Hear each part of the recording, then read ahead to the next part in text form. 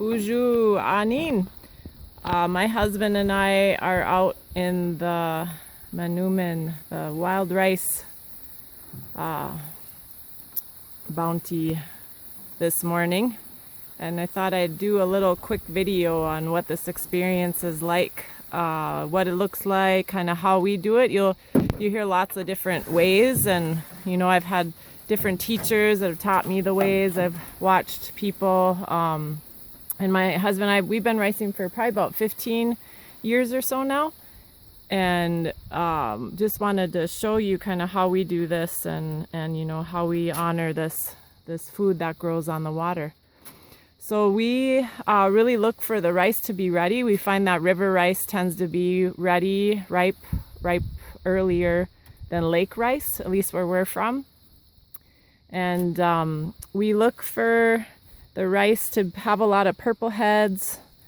You'll see that there's kind of green and purple colors.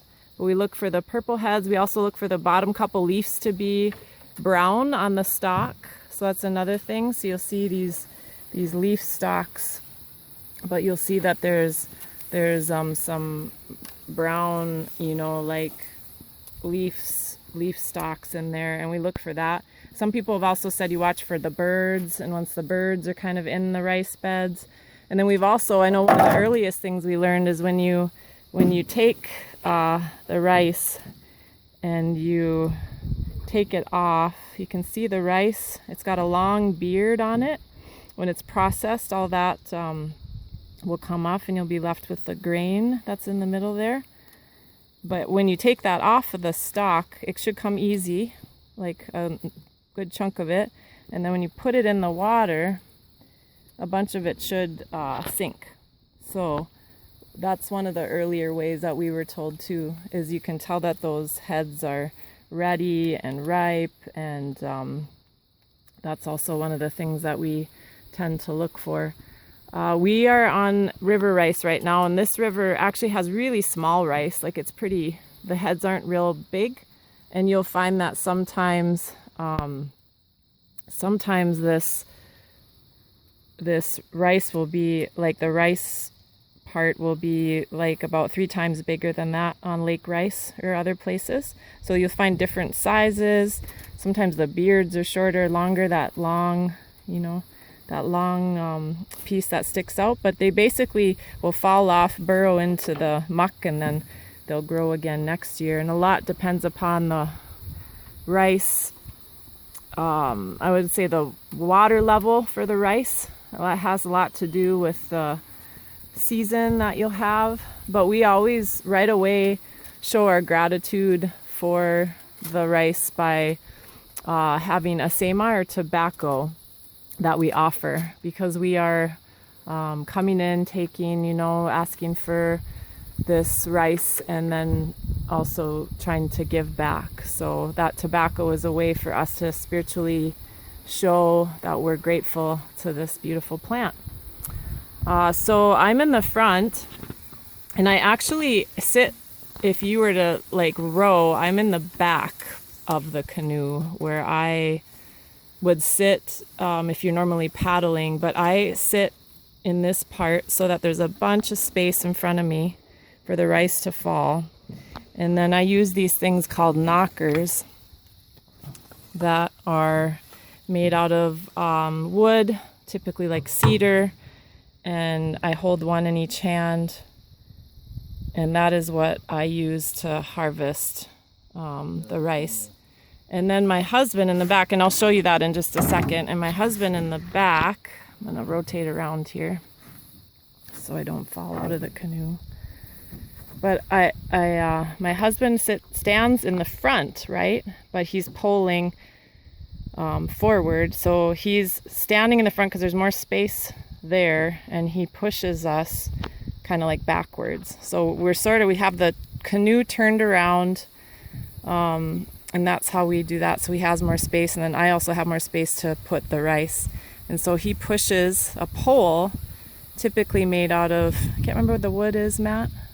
Remember what that is? Spruce? Yeah. And he's got a duck bill on the end of it. Could you show that, Matt? So he's got a duck bill on the end that pushes through And we try to, yeah, he pushes us through, and then I knock in the front, and that's what that looks like. And he just continually pulls slowly, and then you try to make paths where you go down and you come back and you kind of follow, you know, over, but you can see that path as it goes back in the water. And you're trying not to harm the rice as you're going through it. And then also for myself, I sit on a cooler. So I'm right behind the yoke, and I sit on a cooler. I got a paddler pad because so it's a little softer on my bum. But that's where I sit, and then I knock, and then I'll have my husband hold this for a second so you can see what the knocking looks like.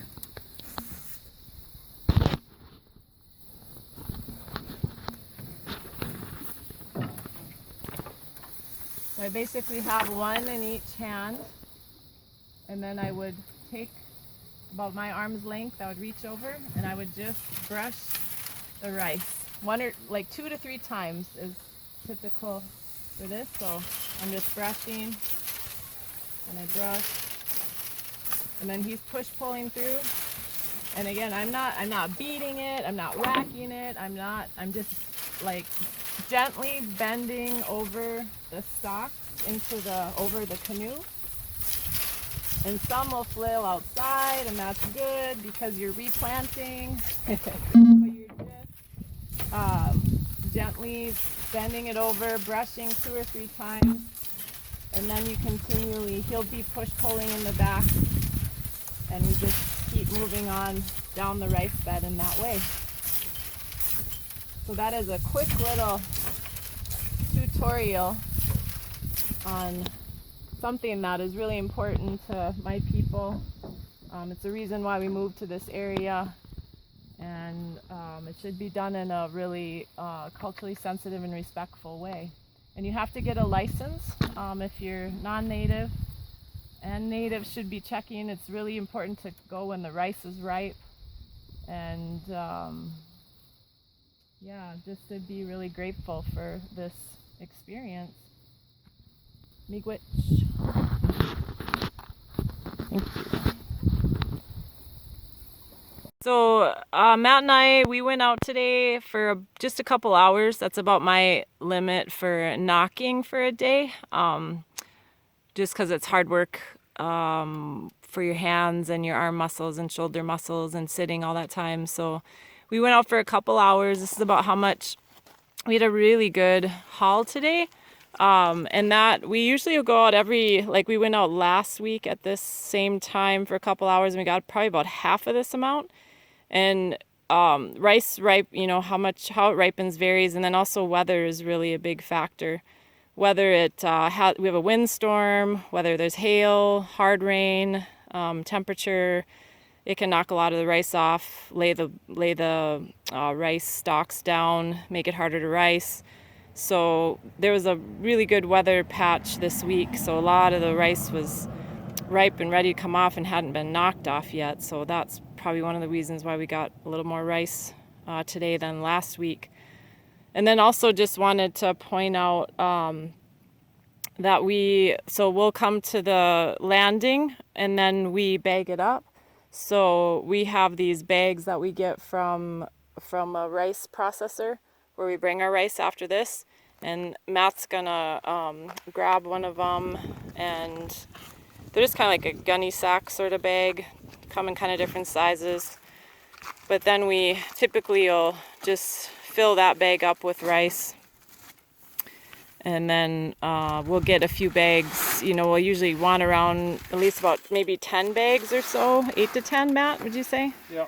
And then if we bring in that much to the processor, we bring it to one that does wood-fired processing between Bemidji and Cass Lake.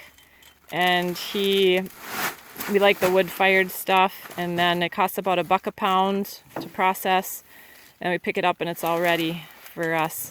And that's how we do it, just because it takes less time, and they do a good job. And so we'll fill up these bags, and if we can get about 8 to 10 bags, then we can get our own rice back you know, they can do that all on one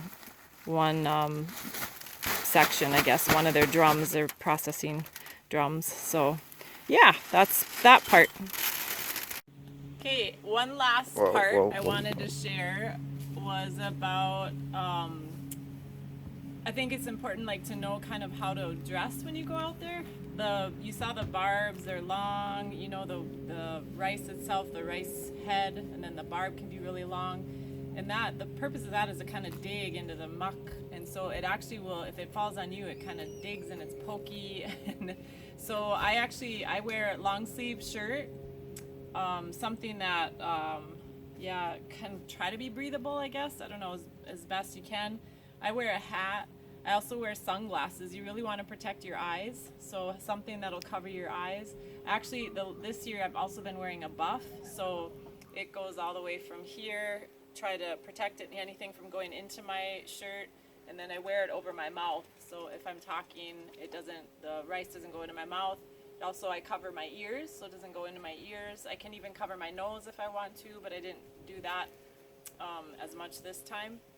But so I wear a long sleeve shirt, and then I wear long pants. This is especially important for knockers, just because you're in the front and you're sitting and everything's kind of coming in on you, and there can be these little rice worms that can be like crawling around, and they do bite a little bit too, so you want to try to protect yourself from the rice worms. There can be other bugs. You got to be ready. There's lots of bugs, so just know that going in. And then the other thing that I do that really helps a lot is I'll wear old shoes, and then I wear longer socks that I pull up over the bottoms of my pants, and then that also helps like the worms and different things from crawling up your pant leg. So I'll wear socks, you know, I'll try to wear all older clothes that you know, sometimes it's harder to get them clean, or hard to get the pokey stuff out of it. So don't wear your best suits out in the rice bed. But yeah, that's just a little bit about what I wear. My husband, he's not as, like, when he's polling, he usually has shorts and a t-shirt on, and he also wears the sunglasses and a hat. And just, you know, sunscreen on those parts like back of your neck and the tip of your ears are important. Some people wear gloves. I like to feel the rice poles, the flails in the rice knockers in my hands, so I don't. And I don't go long enough, I don't think, to worry about getting blisters. But those are just some of the things that are also important to remember when you're out in the rice bed. Thanks.